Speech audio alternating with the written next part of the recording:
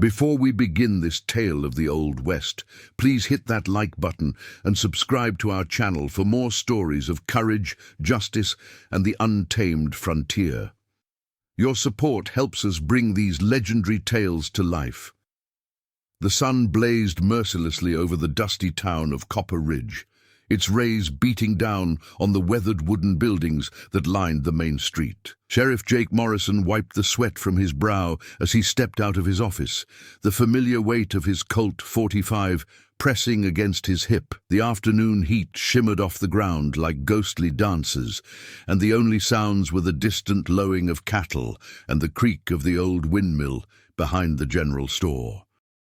Jake had been sheriff of Copper Ridge for 3 years now, ever since the previous lawman had been gunned down by the notorious Blackwood gang. Unlike many frontier towns where corruption ran as deep as the local wells, Jake maintained an iron grip on justice.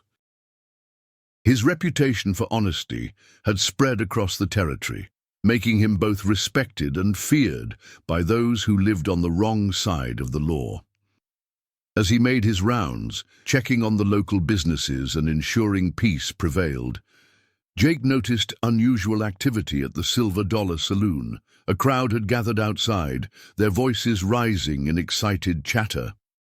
The sheriff's instincts immediately sharpened. In his experience, crowds in front of saloons rarely meant anything good. He adjusted his hat and strode purposefully toward the commotion. The Silver Dollar was owned by Magnus Cleary, a man whose reputation was as tarnished as old copper. Cleary had arrived in Copper Ridge 2 years ago with a wagon full of whiskey and a heart full of greed. He ran his establishment like a small kingdom, complete with gambling tables, painted ladies, and backroom deals that often skirted the edge of the law. Jake had been watching him carefully, waiting for the right moment to make his move. As Jake approached the saloon, he could hear Magnus's booming voice echoing from inside. The man was conducting some sort of auction, his words carrying the slimy enthusiasm of a snake oil salesman. The sheriff's jaw tightened as he realized what was happening. Through the batwing doors, he could see a young woman standing on a makeshift platform, her hands bound behind her back. The woman appeared to be in her early 20s, with long auburn hair that caught the lamplight like burnished copper. Her dress was torn and dirty, suggesting she had been traveling for days. But it was her eyes that caught Jake's attention most. Even from a distance, he could see the fire burning within them, a defiance that refused to be extinguished despite her circumstances. Jake pushed through the crowd and entered the saloon. The interior was thick with tobacco smoke and the stench of unwashed bodies.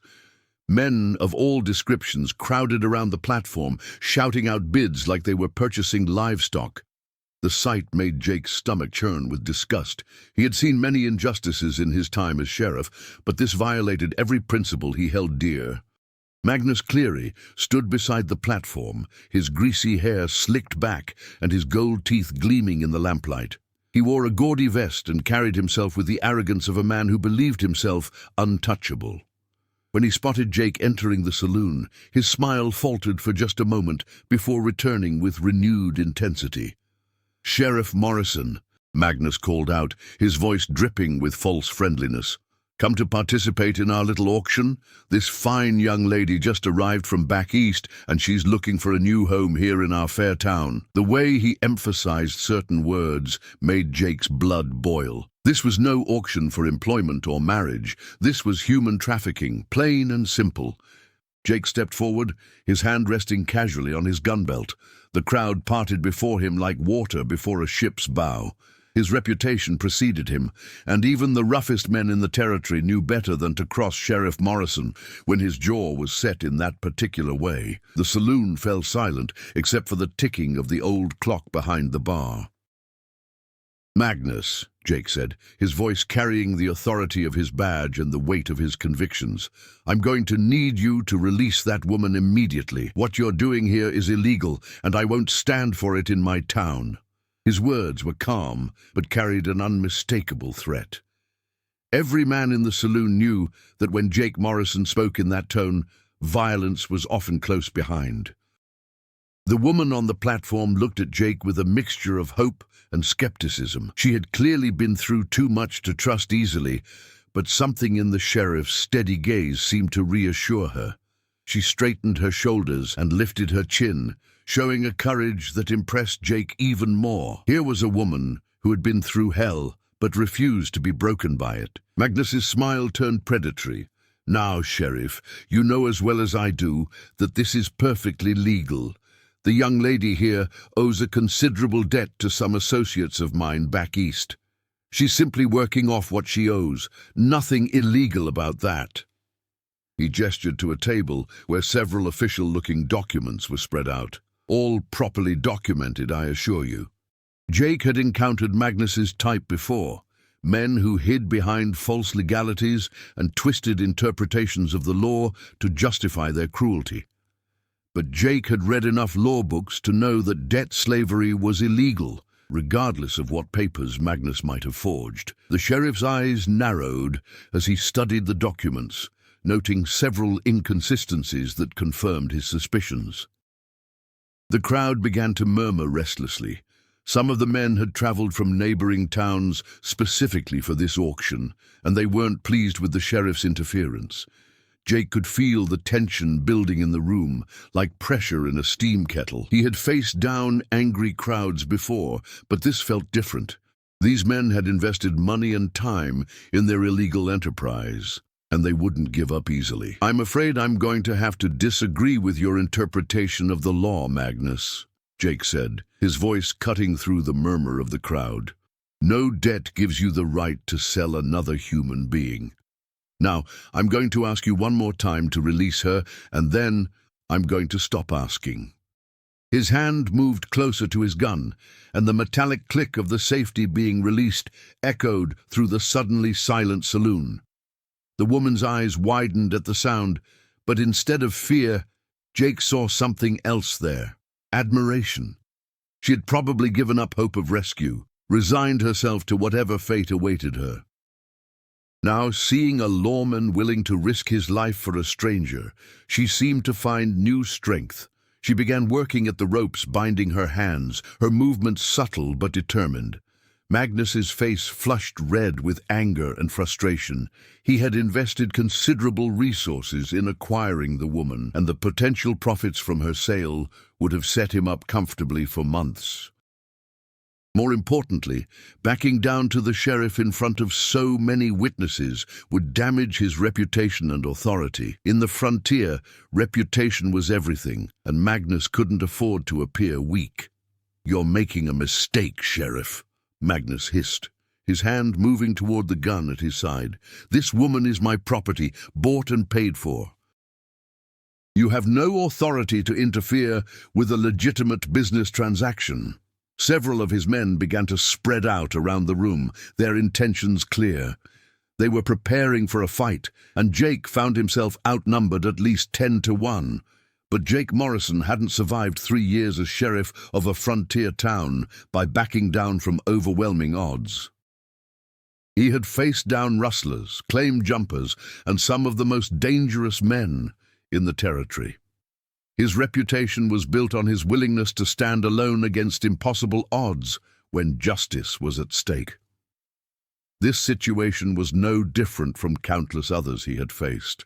The sheriff's eyes swept the room, cataloging potential threats and escape routes. The saloon's layout worked against him, with too many blind spots and too many armed men. But he had one advantage that Magnus didn't: the moral authority of his badge and the respect it commanded. Even among criminals, there were those who recognized the importance of law and order on the frontier. "The only mistake here is yours, Magnus," Jake replied, his voice steady despite the odds against him. "You seem to think that having numbers on your side makes you right, but I've got something more powerful than numbers. I've got the law." He gestured to the badge on his chest, its silver surface catching the lamplight. "And I've got the backing of every decent person in this territory." As if summoned by his words, the bat-wing doors of the saloon swung open. Deputy Tom Bradley entered, followed by several respected citizens of Copper Ridge.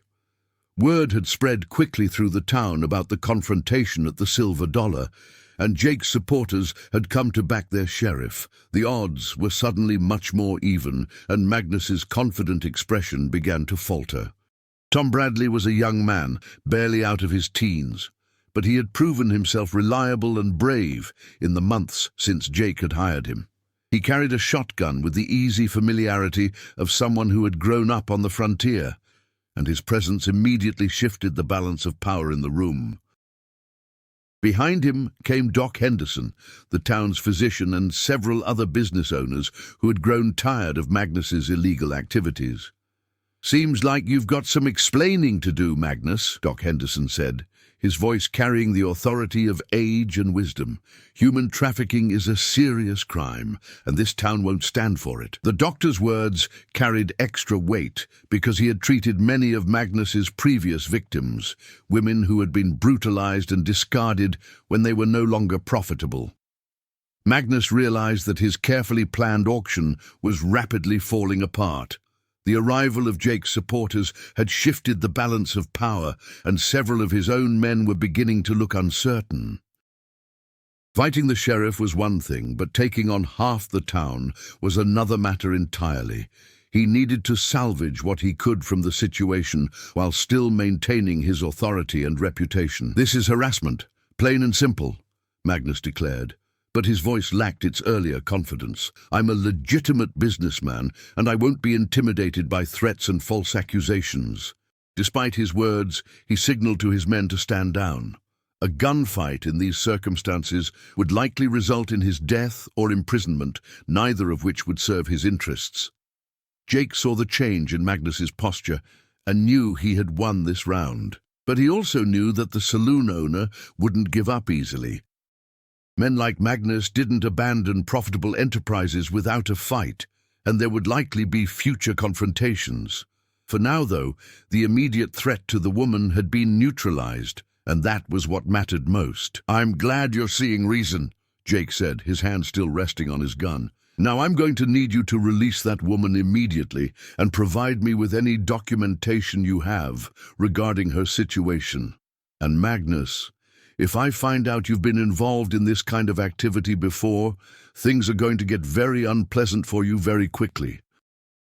The woman on the platform had managed to work her hands free from the ropes and was now standing with her arms crossed, watching the confrontation with intense interest. Jake could see the intelligence in her eyes, the way she was assessing the situation and the people involved. She wasn't just a victim, She was a survivor, someone who had endured terrible circumstances but retained her strength and dignity. Magnus reluctantly gestured for one of his men to help the woman down from the platform. As she stepped onto the saloon floor, Jake got his first clear look at her face. She was beautiful, but it was a beauty tempered by hardship and struggle. Her green eyes held depths that spoke of experiences no young woman should have to endure. Yet there was also a resilience there that commanded respect. "Thank you," she said to Jake, her voice carrying a slight accent that he couldn't quite place. "I wasn't sure anyone would come." Her words were simple, but they carried a weight of gratitude that made Jake's chest tighten with emotion. He had saved many people in his time as sheriff, but few had expressed their appreciation with such genuine sincerity. Jake tipped his hat respectfully. "It's my job, Mom, and in this town, we don't tolerate people being treated like property." He turned to Magnus, his expression hardening again. "I want those documents, and I want them now. Any delay, and I'll assume you're trying to destroy evidence of other crimes." Magnus reluctantly produced a folder from behind the bar, his movements angry and jerky. The documents inside were clearly forgeries, but they were sophisticated enough to fool casual inspection. Jake studied them carefully, noting the inconsistencies and obvious fabrications. This was evidence of a larger operation, one that probably extended far beyond Copper Ridge. "These documents are fake," Jake announced to the room, holding up one of the papers.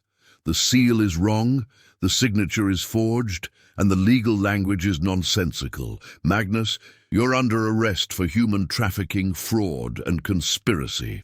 The sheriff's words sent a murmur of satisfaction through his supporters and angry muttering from Magnus's men. But Magnus wasn't finished yet. As Jake moved to place him under arrest, the saloon owner suddenly lunged for the gun at his side.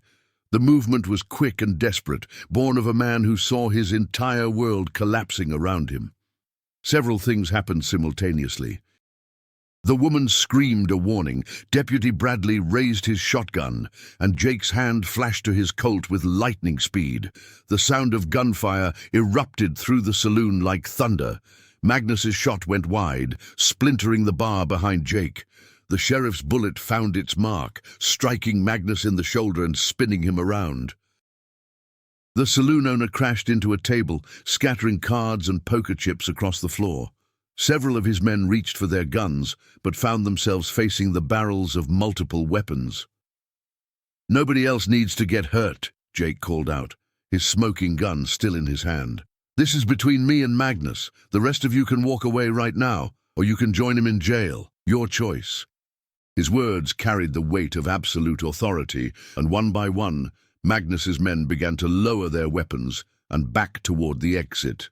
The woman rushed to Jake's side, her eyes wide with concern. "Are you hurt?" she asked, her hands reaching out to check for injuries. The gesture was instinctive and caring, surprising Jake with its intimacy. He hadn't expected such concern from someone who had just met him, but the intensity of the situation had created an immediate bond between them. "I'm fine," Jake assured her, holstering his gun. "What about you? Are you injured?"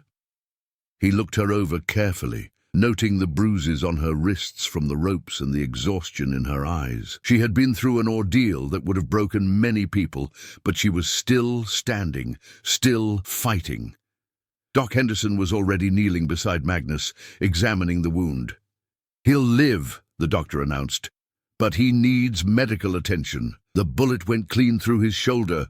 The doctor's tone was professional, but unsympathetic. He had seen too many victims of Magnus's cruelty to feel much compassion for the man now. Jake nodded and turned to his deputy. "Tom, I want you to put Magnus in a cell and post a guard. He's going to have a lot of explaining to do, and I don't want him disappearing before we can get some answers." The young deputy nodded eagerly, clearly proud to be part of such an important arrest. As the immediate crisis passed, Jake found himself alone with the woman for the first time. She stood before him, her auburn hair disheveled and her dress torn, but her dignity intact. There was something about her that drew him in, something beyond her obvious beauty. She had a strength that matched his own, a resilience that spoke to the core of who she was. "I never got your name," Jake said, suddenly feeling awkward despite everything they had just been through together. "I'm Jake Morrison, Sheriff of Copper Ridge." He extended his hand, which she took with a firm grip that surprised him. Her hands were soft but strong, speaking of a life that had known both comfort and hardship. "Elizabeth Hartwell," she replied, her voice gaining strength as the immediate danger passed. "I'm from Boston, though I suspect I won't be returning there any time soon." There was a story in those words, a tale of circumstances that had led her from the refined streets of Boston to a slave auction in a frontier saloon. Jake found himself intensely curious about her background. "Well, Miss Hartwell, you're safe now," Jake said, meaning every word. "Magnus won't be bothering you or anyone else for a long time. But I have to ask, how did you end up in his custody? Those documents were clearly forged. So what's the real story?"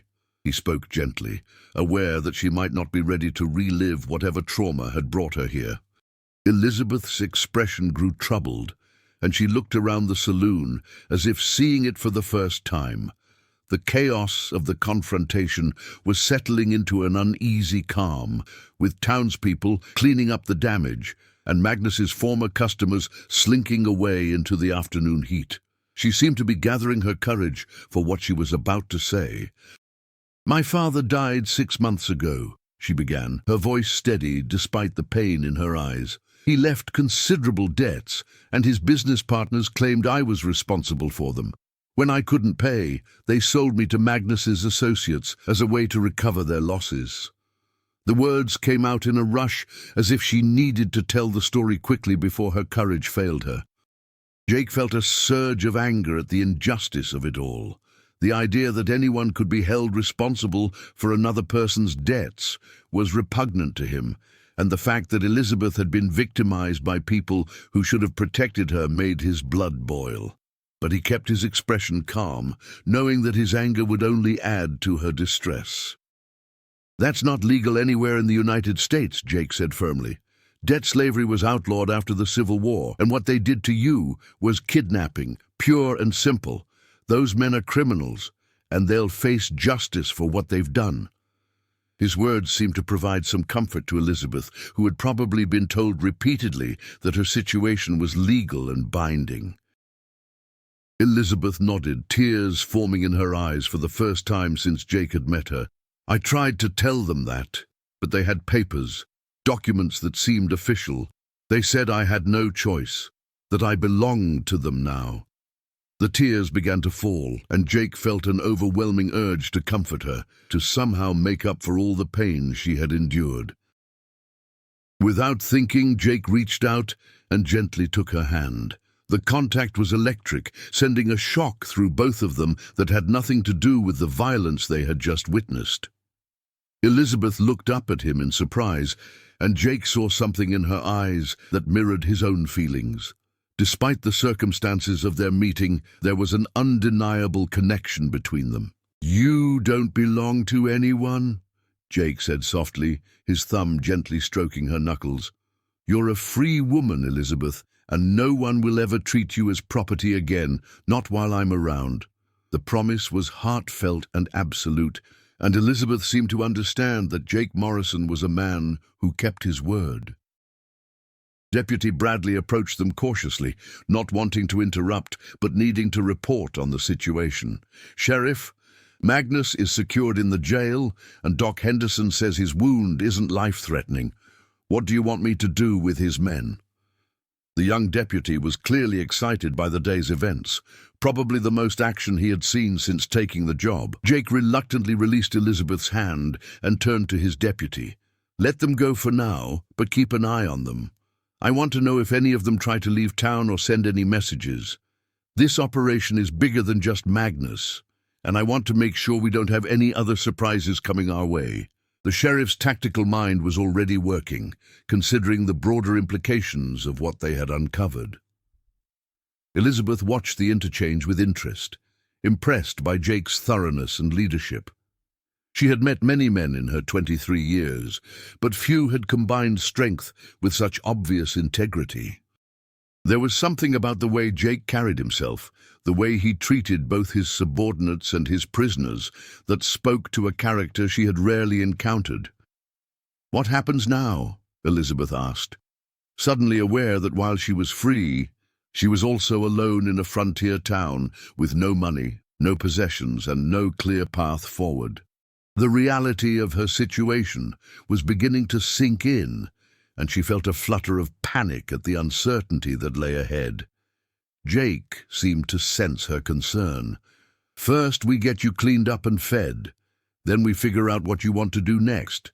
You're welcome to stay in Copper Ridge as long as you need to, and I'll make sure you're protected." He paused, then added, "Doc Henderson's wife runs a boarding house for respectable women.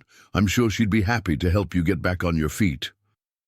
The offer was kind and practical, but Elizabeth detected something else in Jake's tone, a reluctance to let her go that matched her own feelings. The connection between them was undeniable, despite the unusual circumstances of their meeting. She found herself hoping that whatever came next, it would allow her to get to know this remarkable man better. As they walked toward the boarding house, Elizabeth became aware of the town around her for the first time. Copper Ridge was typical of frontier settlements, with wooden sidewalks, hitching posts, and the constant presence of dust and horse manure. But there was also something solid and permanent about it, a sense that this was a place where people built lives rather than just passing through.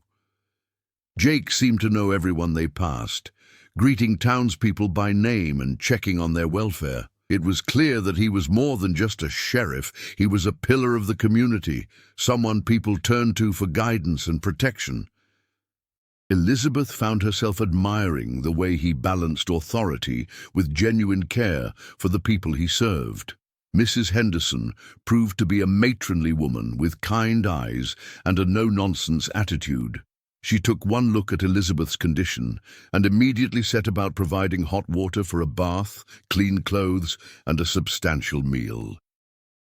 The doctor's wife asked no questions about Elizabeth's background, seeming to understand that some stories were better left untold until the teller was ready. As Elizabeth soaked in the first hot bath she had enjoyed in weeks, she allowed herself to process everything that had happened. The terror of the auction, the violence of the rescue, and the unexpected connection she felt with Jake Morrison all swirled together in her mind. She had been through so much trauma that she wasn't sure she could trust her own feelings. But something about Jake felt different, special. Meanwhile, Jake was interrogating Magnus in the jail cell, trying to piece together the larger criminal network that had brought Elizabeth to Copper Ridge. The saloon owner was sullen and uncooperative, but Jake had dealt with reluctant prisoners before. He had ways of making people talk, methods that didn't involve violence but were nonetheless effective. "You're looking at serious federal charges, Magnus," Jake said, leaning against the cell bars. "Human trafficking is a hanging offense in this territory, and I've got witnesses who saw you trying to sell that woman. Your only hope is cooperation. Tell me who your partners are, and maybe I can put in a good word with the federal marshal." Magnus glared at him with undisguised hatred. "You think you're so righteous, Morrison, but you don't understand how the world works. That woman was merchandise, nothing more. Her previous owner had every right to sell her, and I had every right to buy her." The man's casual dehumanization of Elizabeth made Jake's jaw clench with barely controlled rage. "Elizabeth Hartwell is a human being, not merchandise," Jake replied, his voice dangerously quiet, "and the men who sold her to you are criminals who will face justice. Now, are you going to tell me their names, or am I going to have to find them myself?" The sheriff's tone made it clear that either way, justice would be served. Magnus seemed to realize that his situation was hopeless. The federal authorities would be involved now, and his connections in the criminal underworld wouldn't be able to help him. After several more minutes of questioning, he finally began to talk, providing names and details about a trafficking network that stretched from Boston to California. Jake took careful notes, already formulating plans to contact law enforcement in other jurisdictions. This was bigger than he had initially thought, and bringing down the entire network would require coordination with federal marshals and other sheriffs. But the information Magnus provided would be invaluable in protecting other women from Elizabeth's fate. As the sun began to set over Copper Ridge, Jake finally allowed himself to think about Elizabeth. She had been through a terrible ordeal, but she had shown remarkable strength and resilience. There was something about her that drew him in, something that made him want to know her better, to understand the woman behind the brave facade. He made his way to the boarding house, where Mrs. Henderson informed him that Elizabeth had bathed, eaten, and was now resting in one of the upstairs rooms.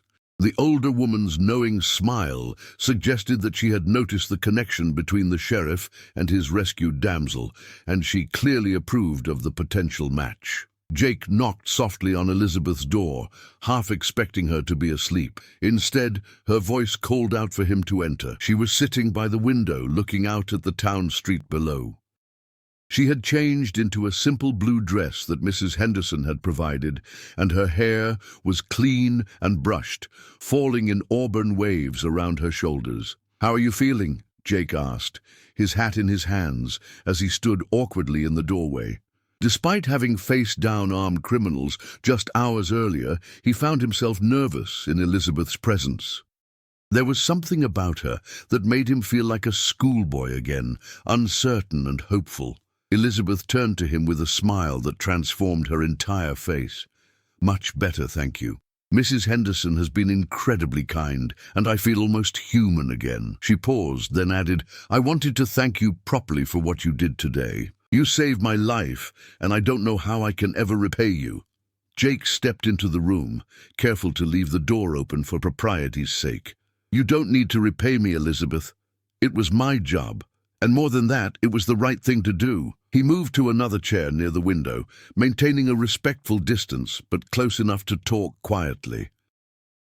It was more than just doing your job, Elizabeth insisted. You risked your life for a stranger, someone you had never met before.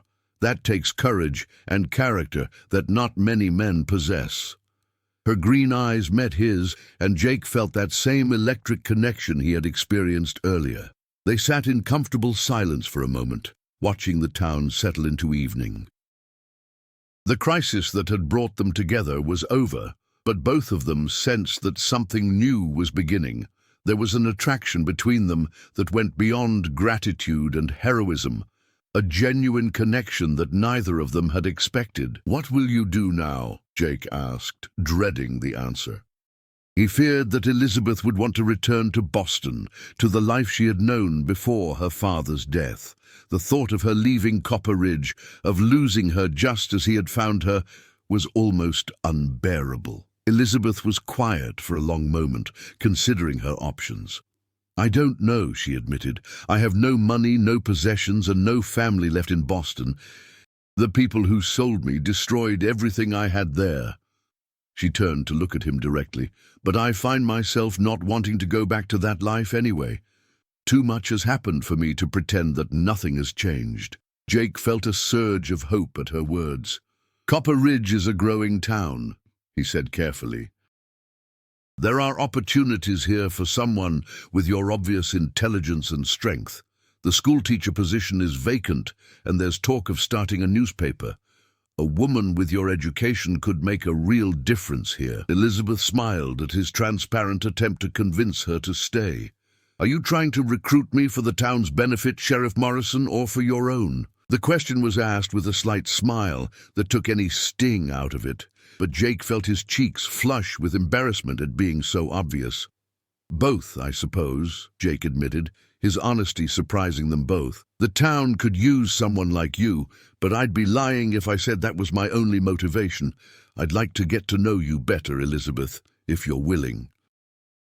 The admission hung between them like a challenge, waiting for her response. Elizabeth's smile grew wider, and she reached out to touch his hand. I'd like that too, Jake, very much. The simple words carried a weight of promise that made Jake's heart race. He had rescued many people in his time as sheriff, but he had never felt anything like this connection with another human being. As the evening deepened, they talked about their lives, their dreams, and their hopes for the future.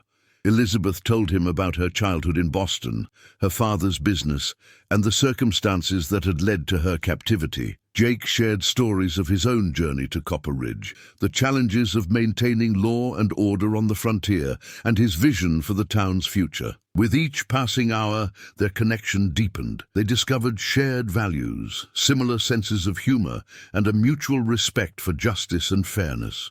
Elizabeth was impressed by Jake's dedication to his duties and his genuine care for the people he protected. Jake admired Elizabeth's resilience, her intelligence, and her refusal to be broken by the traumatic experiences she had endured. As the clock struck 10, Mrs. Henderson appeared with a gentle reminder that proper young ladies needed their rest. Jake reluctantly prepared to leave, but Elizabeth caught his hand as he stood to go. "Thank you," she said simply, "for everything, for saving me, for listening to me, for making me feel human again." Jake squeezed her hand gently. "Thank you for letting me help," he replied. "And Elizabeth, I meant what I said earlier. You're under my protection now, and that's a promise I intend to keep." He paused at the door, looking back at her. "Sleep well. Tomorrow we'll figure out what comes next." The next morning brought new challenges and opportunities. Jake had received a telegram from the federal marshal confirming that Magnus's information about the trafficking network was accurate and valuable. Several arrests had already been made in other cities, and more were expected. Elizabeth's rescue had been the key to breaking up an operation that had victimized dozens of women. Elizabeth woke refreshed and determined to build a new life in Copper Ridge. She had spent the night thinking about Jake's suggestions for employment, and she was particularly interested in the teaching position. She had always loved working with children, and the idea of helping to educate the next generation of frontier citizens appealed to her. Jake arrived at the boarding house early, ostensibly to check on Elizabeth's welfare, but really because he couldn't wait to see her again.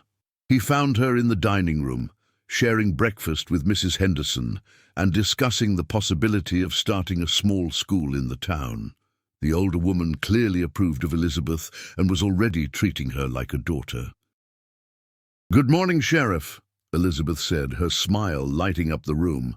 "Mrs. Henderson has been telling me about the children in town and their need for proper education. I think I might be able to help with that." She was wearing another of Mrs. Henderson's dresses, this one a soft green that brought out the color of her eyes. Jake felt his heart skip a beat at the sight of her. In the morning light, freed from the dirt and fear of the previous day, Elizabeth was even more beautiful than he had remembered. But it was more than her physical beauty that attracted him. It was the strength of her character, the way she had turned her traumatic experience into motivation for helping others. "That's wonderful news," Jake said, settling into a chair beside her. "The town council has been discussing the need for a school for months, but we haven't been able to find a qualified teacher. Your arrival might be exactly what we need." He paused, then added, "Of course, the position doesn't pay much, but it comes with housing and the respect of the community." Elizabeth laughed, a sound that Jake found incredibly appealing. "After what I've been through, Sheriff Morrison, a steady job and a safe place to live sound like luxury to me. I think I'd very much like to be Copper Ridge's school teacher." The decision seemed to energize her, giving her a purpose and a future to work toward. Mrs. Henderson beamed with approval. "I think that's a wonderful idea, dear. The children in this town need someone like you. Someone who can teach them not just reading and writing, but how to be good people." The doctor's wife had clearly taken Elizabeth under her wing, and Jake was grateful for the older woman's support. As the days passed, Elizabeth settled into her new life in Copper Ridge with remarkable ease. She worked with the town council to establish a curriculum for the school, interviewed potential students, and began preparing lesson plans. Her intelligence and education quickly became apparent to everyone in town, and she was soon being consulted on matters far beyond teaching. Jake found himself looking forward to their daily conversations, which had become a regular part of his routine. He would stop by the boarding house each morning to check on Elizabeth's progress and discuss any concerns she might have. These meetings were ostensibly professional, but both of them knew they were really excuses to spend time together. The attraction between them continued to grow, fed by shared experiences and mutual respect. Jake admired Elizabeth's determination to build a new life from the ruins of her old one, while Elizabeth was drawn to Jake's unwavering commitment to justice and his genuine care for the people of Copper Ridge. They were both strong, principled people who had found in each other a perfect complement. 2 weeks after her rescue, Elizabeth officially opened the Copper Ridge School in a converted store building that the town council had provided. Her first day of teaching was a resounding success, with 12 students ranging in age from 6 to 14. The children were eager to learn, and Elizabeth's patience and skill quickly won them over. Jake made a point of visiting the school that first day, officially to ensure that everything was running smoothly, but really to see Elizabeth in her new role. Watching her work with the children, seeing the joy on her face as she helped them with their lessons, he knew that he was falling in love with her. The realization was both thrilling and terrifying. That evening, as Elizabeth walked home from the school, Jake offered to escort her. It had become their routine, a daily walk that allowed them to talk about their day and gradually grow closer. The autumn air was crisp, and the setting sun painted the sky in shades of orange and gold that reflected off Elizabeth's hair. "How was your first day?" Jake asked, already knowing the answer from the smile on her face. Elizabeth's happiness was infectious, and Jake found himself grinning in response to her obvious joy. She had found her calling in teaching, and it showed in everything she did. "It was wonderful," Elizabeth replied, her voice filled with enthusiasm. "The children are so eager to learn, and they have such interesting questions. Little Sarah asked me if books could take you to places you've never been, and I told her that books were magic carpets for the mind." She laughed at the memory, and Jake felt his heart swell with affection for this remarkable woman. As they walked, Elizabeth told him about each of her students, their personalities and challenges. Jake listened with genuine interest, impressed by her ability to connect with children from such diverse backgrounds. Some of her students were the children of farmers, others came from the families of shopkeepers and craftsmen. Each child brought their own unique perspective to the classroom, and Elizabeth seemed to understand, instinctively, how to reach each one. "You're a natural teacher," Jake observed, watching the way her face lit up when she talked about her work. "Those children are lucky to have you."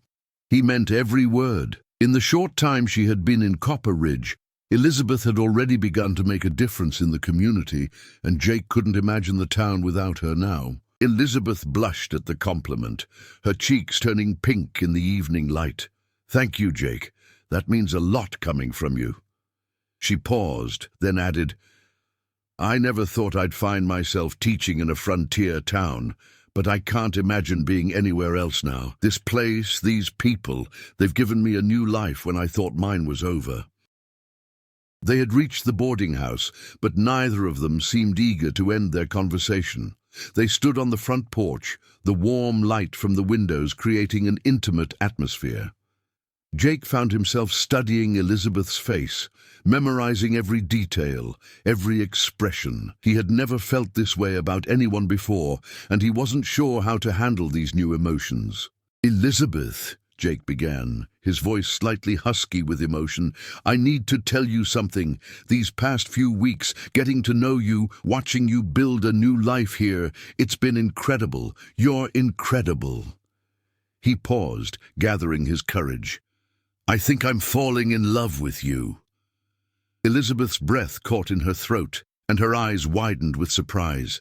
She had felt the connection between them growing stronger each day, but hearing Jake voice his feelings made her own emotions surge to the surface. "Jake," she whispered, her voice trembling with emotion, "I think I'm falling in love with you too." The admission hung between them like a bridge, connecting their hearts in a way that neither had expected. Jake reached out and gently cupped Elizabeth's face in his hands, his thumbs stroking her cheekbones. "I know this is complicated," he said softly. "You've been through so much, and I don't want to pressure you into anything you're not ready for."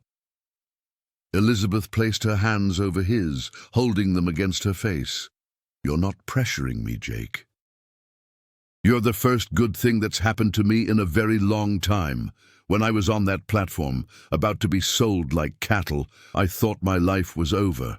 But you saved me, and not just from Magnus. You saved me from despair." Jake leaned closer, his forehead resting against hers. "You saved me too," he whispered. "I've been so focused on my duties, on protecting everyone else, that I forgot what it felt like to want something for myself. You've reminded me that there's more to life than just surviving." The moment stretched between them, filled with promise and possibility. Then, with infinite gentleness, Jake lowered his lips to hers in a kiss that was both tender and passionate. Elizabeth responded immediately, her arms wrapping around his neck as she pulled him closer. The kiss deepened, expressing all the feelings they had been building toward for weeks. When they finally broke apart, both were breathless. Jake rested his forehead against Elizabeth's, his arms holding her close. "I love you," he said simply, the words carrying the weight of absolute truth. "I love your strength, your courage, your kindness. I love the way you've turned tragedy into triumph, the way you've made Copper Ridge a better place just by being here." Elizabeth's eyes filled with tears of joy. "I love you too, Jake Morrison. I love your integrity, your dedication to justice, the way you protect people who can't protect themselves. I love that you saw me as a person worth saving when others saw me as property." She smiled through her tears. "I love that you've given me a future I never dared to dream of." Jake's heart swelled with happiness at her words. He had found love in the most unexpected place, with a woman who had been through hell but emerged stronger and more beautiful than ever. "Elizabeth," he said, his voice thick with emotion, "I want to ask you something, but I want you to know that there's no pressure. You can take as much time as you need to think about it." Elizabeth's pulse quickened, sensing what was coming.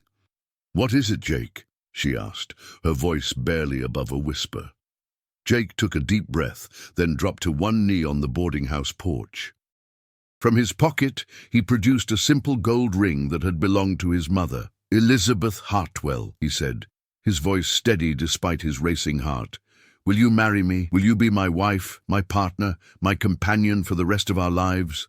Elizabeth gasped, her hands flying to her mouth as tears of joy streamed down her face. She had never expected this, had never dared to hope that she could find love and happiness after everything she had endured. "Yes," she whispered, then louder. "Yes, Jake, I'll marry you."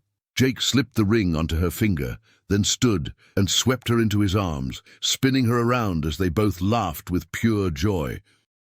The sound of their laughter carried through the quiet evening air, a celebration of love, triumphing over adversity, of hope, overcoming despair.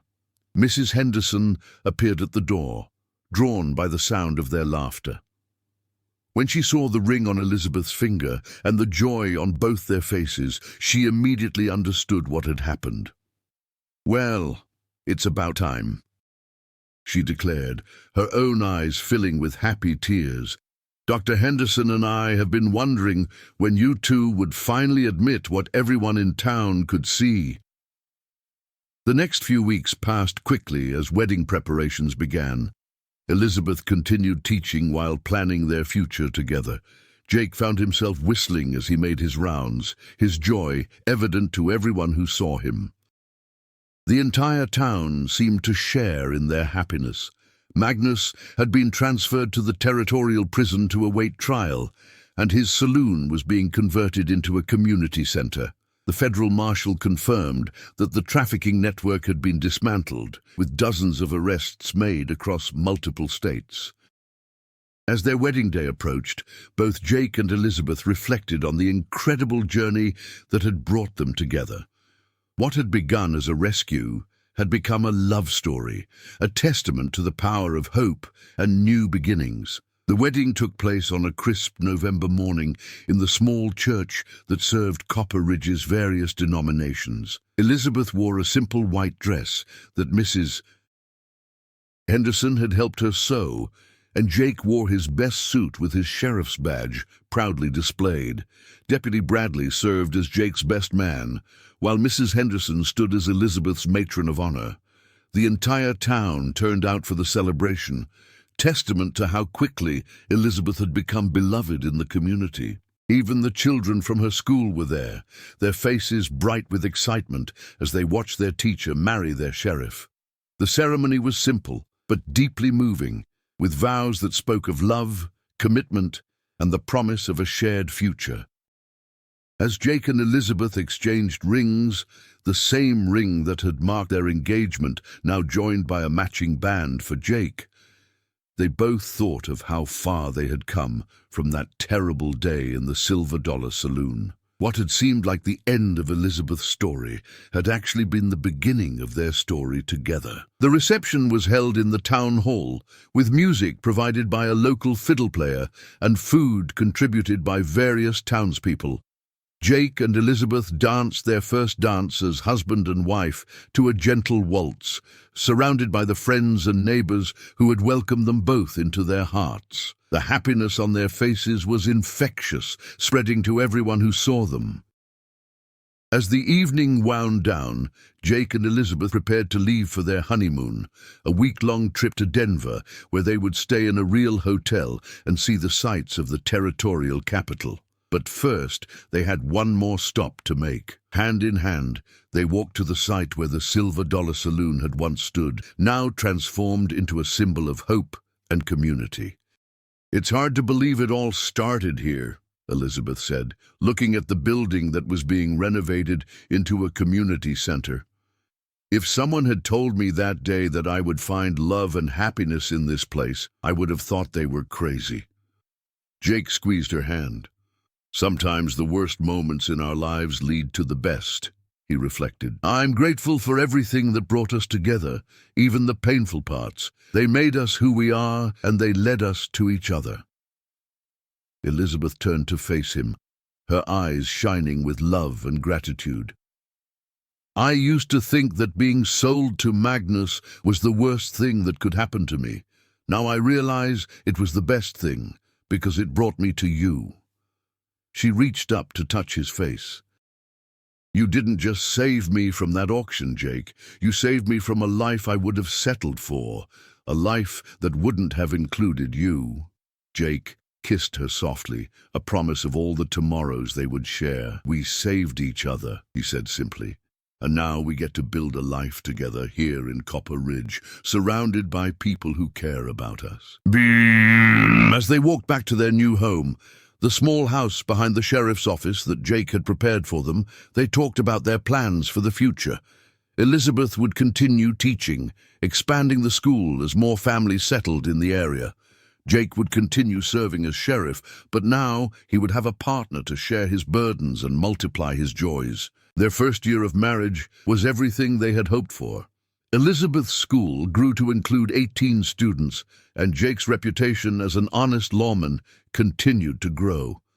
Copper Ridge became known throughout the territory as a place where justice prevailed. They faced challenges, but now Jake had Elizabeth to come home to, someone who understood his responsibilities and supported him. Her presence gave him strength beyond his badge. Elizabeth found that her experiences had given her a unique ability to help others who had faced similar hardships. 2 years after their wedding, Elizabeth gave birth to their first child, a daughter they named Sarah Hope Morrison. Jake held his daughter for the first time with tears in his eyes, overwhelmed by his blessings. Elizabeth looked at her husband holding their child and felt a contentment she had never imagined possible. From despair to joy, her journey had been extraordinary. She had learned that the most beautiful flowers grow from the darkest soil. The town continued to grow and prosper, eventually becoming a small city. Jake served as sheriff for 20 more years before retiring to help Elizabeth run an expanded school. The old Silver Dollar Saloon, now a community center, bore a plaque commemorating the triumph of justice. Elizabeth often reflected on the twist of fate that had brought her to Copper Ridge. What had begun as the worst day of her life had become the beginning of her greatest adventure. She had found love, purpose, community, and a future she had never dared to dream of.